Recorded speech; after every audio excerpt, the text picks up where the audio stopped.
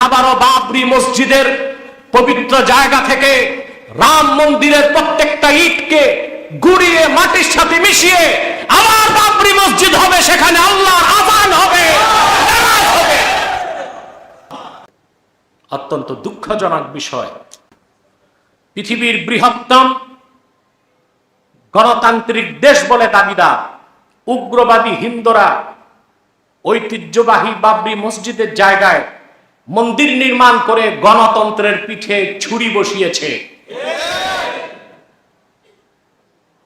গণতন্ত্রের দোহাই দিয়ে তারা প্রমাণ দিয়েছে হিন্দুস্তান হিন্দুদের, মুসলমানের কিছু নাই। অথচ মুসলমানকে বাদ দিলে হিন্দুস্তানের অস্তিত্ব খুঁজে পাওয়া যাবে না। ঠিক কিনা বলে?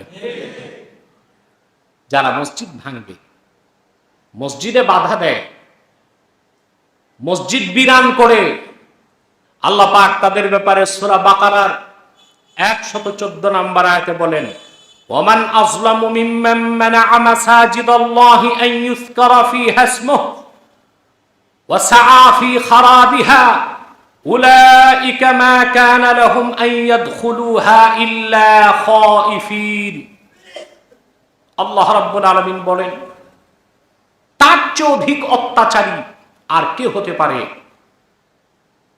যে কিনা আল্লাহ রাব্বুল আলামিনের ঘরে মানুষকে প্রবেশ করতে, আল্লাহর জিকিরে, আল্লাহর নাম উচ্চারণে, আল্লাহর ইবাদতে বাধা সৃষ্টি করে, ওয়া সাআ ফী খারাবিহা, মসজিদকে বিরান করে, মসজিদ ভেঙে ফেলে, মসজিদকে গুড়িয়ে দেয়। তাদের চেয়ে অধিক জালেম আর কেউ হতে পারে না। আল্লাহ পাক তাদের ব্যাপারে বলেন, লাহুম ফিদ দুনিয়া খিজয়ুন ওয়া লাহুম ফিল আখিরাতি আযাবুন আযীম। তাদের জন্য রয়েছে পৃথিবীতে অপমান, কি আছে? আর পরকালে আছে কঠিন শাস্তি। আমরা তা দেখতে পাচ্ছি। 1992 সালে উগ্রবাদী হিন্দুদের দ্বারা 450 বছরের পুরনো বাবরি মসজিদকে ভাঙা হয়েছে, ঠিক কিনা? বর্তমানে সেখানে পূজা পার্বণের মাধ্যমে পৃথিবীর সবচেয়ে নিকৃষ্ট সন্ত্রাসী প্রধানমন্ত্রী আল্লাহর ঘর মসজিদে, যার নাপাক নামটা উচ্চারণ করতে আমার ঘৃণা লাগে,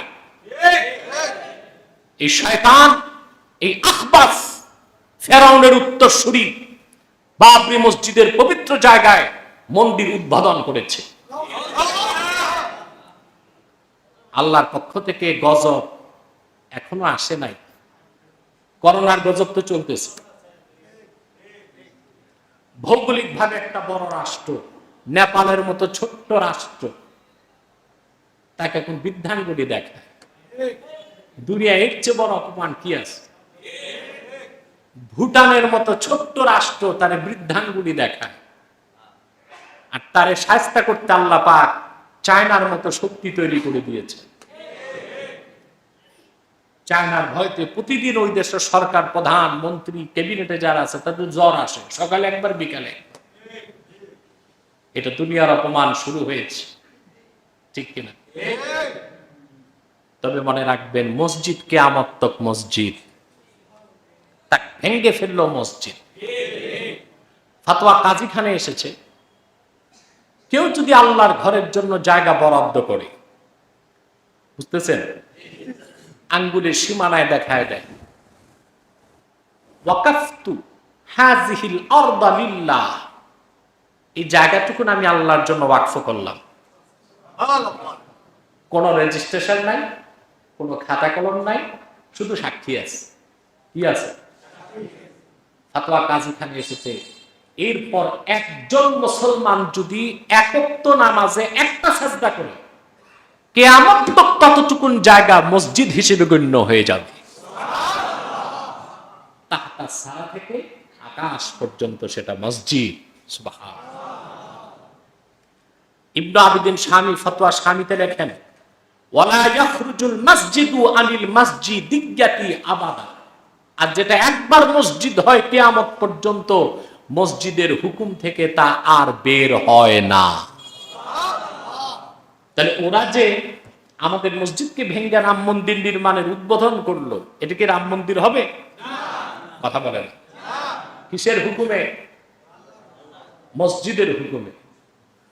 তবে মনে রাখবেন 1924 সালে অটোমান সাম্রাজ্য যেটা তুর্কি খেলাফত, ওসমানী খেলাফতের পতনের পর ঐতিহ্যবাহী আয়া সোফিয়া মসজিদ সেকুলারিজমের ধ্বজাধারী মোস্তাফা কামাল পাশা আতাতুর্ক বন্ধ করে ক্লাব করেছিল। সুদীর্ঘ 95 বছর পরে তুর্কির বীর মুজাহিদরা আয়া সোফিয়াতে আবার নামাজ প্রতিষ্ঠা করেছে।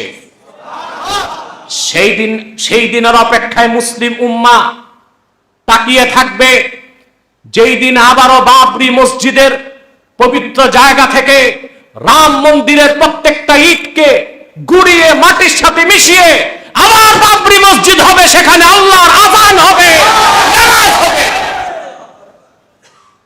তা করার জন্য পৃথিবীতে একটি দল আল্লাহ তৈরি করছেন। রাসূলুল্লাহ সাল্লাল্লাহু আলাইহি ওয়াসাল্লাম যাদের ব্যাপারে ভবিষ্যৎবাণী করেছেন, ওই যুদ্ধের নাম হলো গাজওয়ায়ে হিন্দ। গাজওয়ায়ে, আমি আপনাদেরকে গাজওয়ায়ে হিন্দের হাদিসগুলো ব্যাখ্যা করে শুনিয়েছিলাম, আপনাদের মনে নাই? নেটে সার্চ দিলে পাবেন। গাজওয়ায়ে হিন্দ, একটি দল বের হবে খোরাসান থেকে। খোরাসান হলো আফগান, ইরান, তুর্কিমিনিস্তান, এই বেল্ট একটা জায়গায় খোরাসান। চায়নার একটা অংশ, আফগানের একটা অংশ, ইরানের একটা অংশ। এই বেল্টটি একটা জায়গার নাম খোরাসান। সেখান থেকে একদল মুজাহিদ বের হবে, কালো পোশাকধারী, আর তাদের কালো পতাকায় খচিত থাকবে কালেমা। তাদের নেতৃত্বে হিন্দুস্তান বিজয় হবে। আবার হিন্দুস্তানের কর্তৃত্ব নেতৃত্ব মুসলমানের হাতে আসবে। সেদিন আবারও মুসলমান বাবরি মসজিদকে প্রতিষ্ঠা করে আজান চালু করবে, নামাজ কায়েম করবে। ঠিক কিনা? অতএব মসজিদ নির্মাণ সবচেয়ে ভালো কাজ, আর মসজিদ ভাঙ্গা এটা সবচেয়ে নিকৃষ্ট কাজ। এই আযাব থেকে হিন্দুস্তান বাঁচতে পারবে না। আমি তো বলে থাকি, যার শাসনের সময় সোভিয়েত রাশিয়া 2.25 কোটি বর্গ কিলোমিটার ছিল যার রাজত্ব, 2.5 কোটি বর্গ কিলোমিটার। বাংলাদেশের মতো 200 বাংলাদেশ ঢুকানো যেত সাবেক সোভিয়েত রাশিয়াতে। ওই রাশিয়া ভেঙে টুকরা টুকরা হয়েছে, 16টা ভাগ হয়েছে, 6টাই মুসলিম রাষ্ট্র বের হয়ে এসেছে, শুধু ইসলাম ও মুসলমানের বিরোধিতার কারণে। সেই পথে এগিয়ে যাচ্ছে ভারত, অচিরেই তা টুকরা টুকরা হবে, খণ্ড বিখণ্ড হয়ে যাবে, এবং হিন্দুস্তানের নেতৃত্ব কর্তৃত্ব আবার আল্লাহ পাক মাজলুম মুসলমানের হাতে তুলে দিবেন ইনশাআল্লাহ। মসজিদ নির্মাণ এর চেয়ে ভালো কাজ, মসজিদে থাকা এর চেয়ে ভালো কাজ, কথা বলে না। মসজিদের খ্যাতমত এর চেয়ে ভালো কাজ